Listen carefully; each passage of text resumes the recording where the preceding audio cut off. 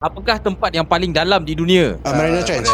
Betul, Aizat jawab dulu. 1-0. Okay. Episod hari ini adalah sesama dengan Lego FC. Air terjun tertinggi di dunia terletak di negara apa? Brazil. Bukan, dia belah utara sikit. Venezuela. Betul, Amar jawab dulu. 1 sama.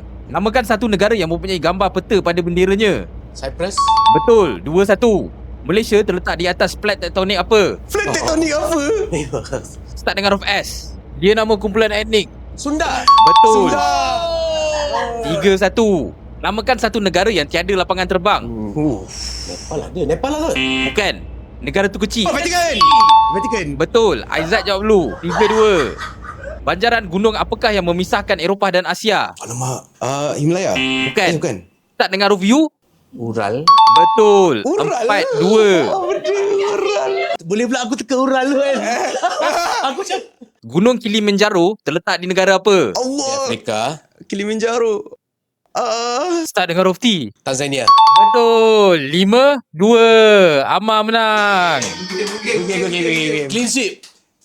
Okay, kalau korang nak tengok sembang bola yang emosi dan tak rasional, jangan lupa tengok kami di Lego FC.